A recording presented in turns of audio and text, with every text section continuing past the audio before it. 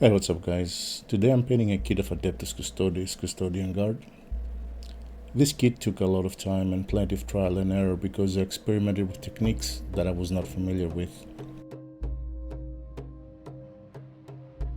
So if this is also your first time painting Custodes, then I hope my video will be of assistance. I had never used magnets in my builds before, but I decided to do so because I was very confused by the many different parts and the lack of clear instructions. Keep in mind, this is my first ever Warhammer 40k box that is not a starter kit.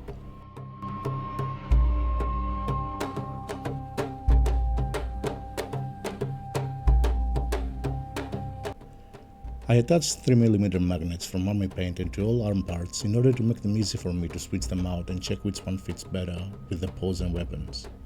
I also decided to drill small holes at the wrists and glue a bit of wire in them in order to attach the weapon and see how they look before the final assembly.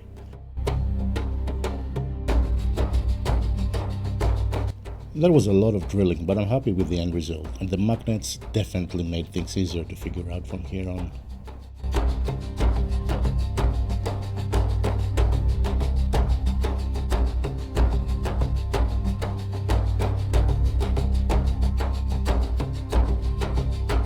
I'm applying a couple of coats of my favorite black primer using an airbrush.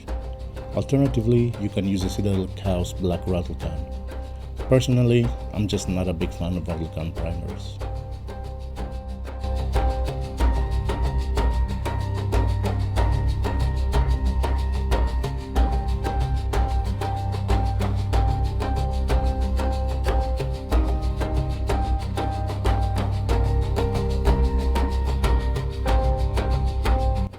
I experimented a lot with various paints to come up with something different than the typical good color scheme of the Custodes. So I tried undercoating the model with Vallejo Burnt Umber first, and then airbrushing with a mix of gold and red ink.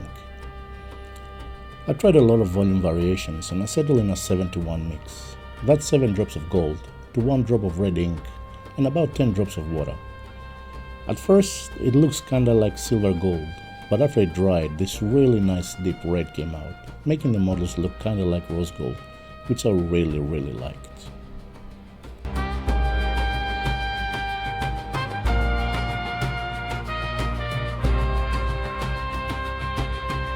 Next, I applied 2 thin coats of gloss varnish and left the models dry overnight. After that, a generous wash of Raglan Flesh Shade while being careful to not let it pool in the recesses too much. After it was dry, I went in for a dry brush with Citadel Golden Griffin, which I thought looked really good. Lastly, I used Vallejo Air Chrome for some edge highlights.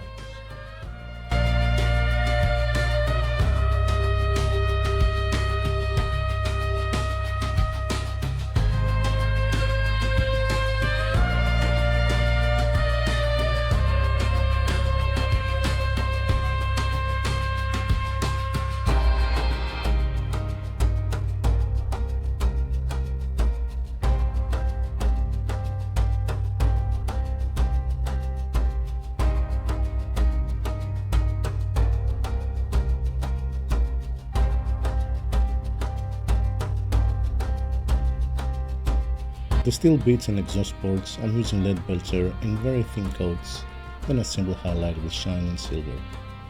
Feel free to use any combination of silvers you like.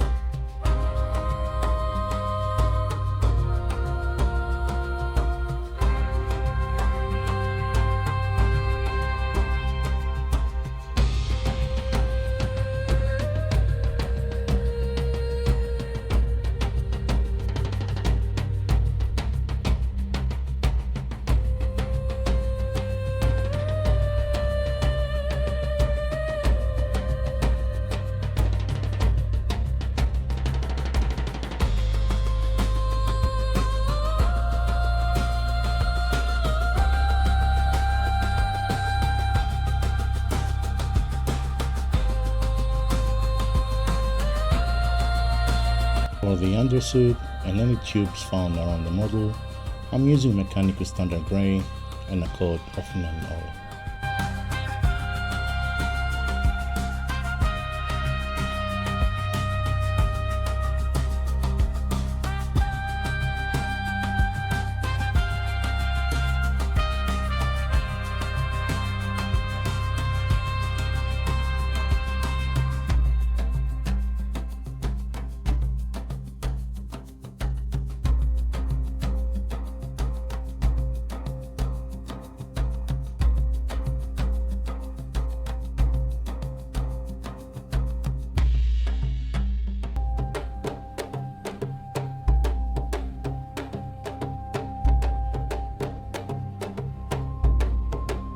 Moving on to the gauntlets and loincloth, I used a couple of thin coats of rhino's hide, taking my time to keep the gold details intact.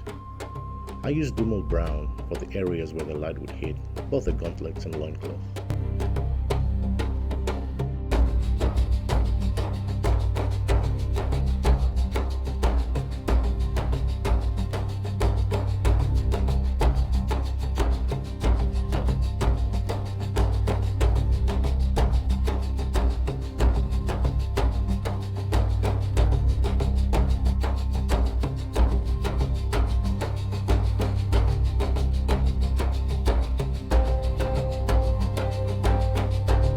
I used Thousand Suns Blue to base coat all the gems, then Abaddon Black and Armand Blue to create a gem reflection effect in the centerpiece gem.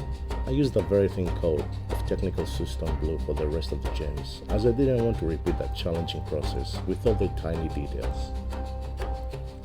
Unfortunately, the footage I recorded while painting the gems was not usable, so please wait for the end of the video to see how they turned out.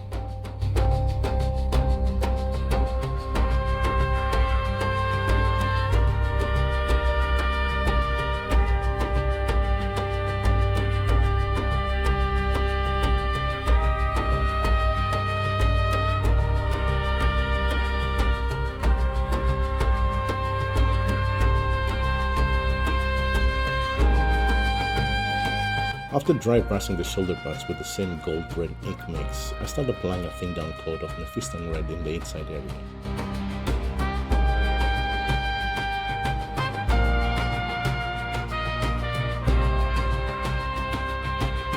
I'm taking my time to make sure the paint stays where I want it without pulling and without touching the gold armor.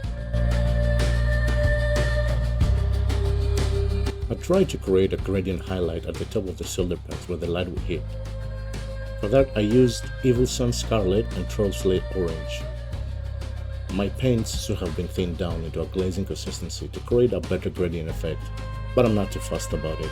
As I said, this is my first time using some of these techniques, so I won't be too harsh on myself, and neither should you.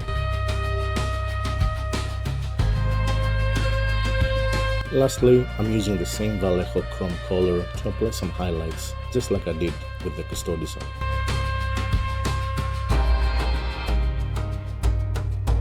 For the plume, I'm starting with a base coat of Mephiston Red, then I'm applying Evil Sun Scarlet to the curved areas. I thought it would look good if I added Troll Slayer Orange like I did before, but I quickly realized that it didn't look right.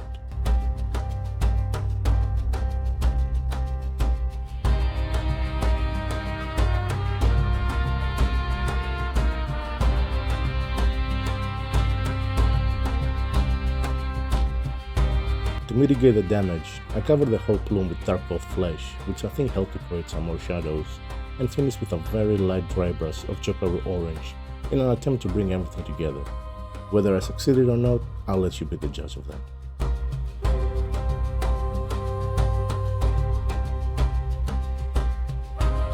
I didn't want the shield to be the exact same color as the armor, so I experimented with this beautiful nocturnal red undercoat and airbrushed it with the gold without the red ink.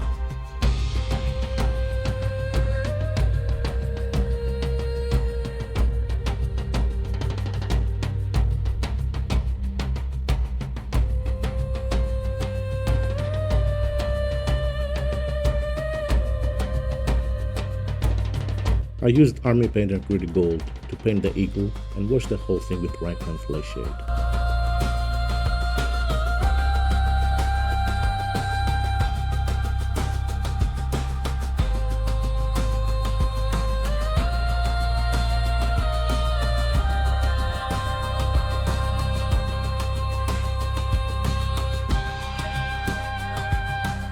After that, I did some basic dry brushing with Army Painted Bright Gold, trying to catch all the raised parts, and finished with a few chrome highlights.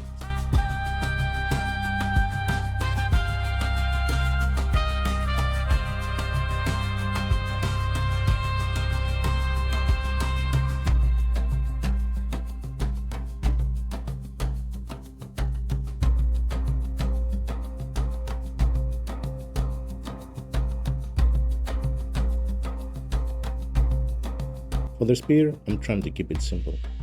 I coated the whole weapon with Vallejo Dark Grey first and did some quick highlights with Rust Grey. I used Gritty Gold once more to paint the eagle head, the frill, and some other details. While painting the frill, try to use the side of your brush to gently apply the paint. Once again, take your time here, but remember that you can always fix your mistakes with more dark grey, so don't worry too much.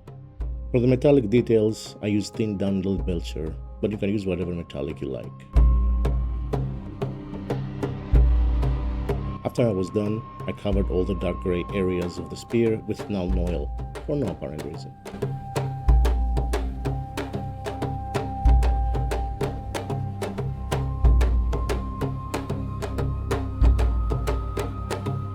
I used Thousand Suns Blue and Bakharov Blue to add a very basic gradient at the blade and finish the tip with Pro Acryl Bold White.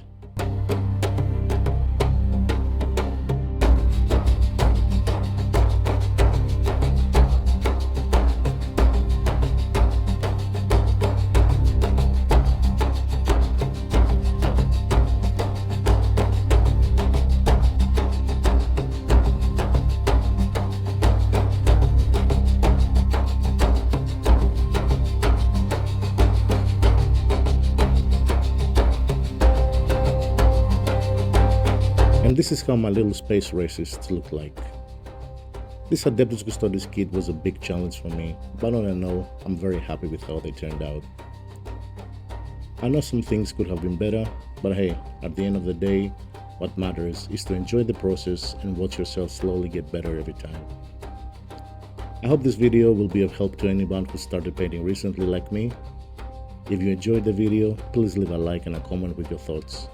I welcome any and all criticism and questions about my work. Thank you for watching, and I'll see you on the next one.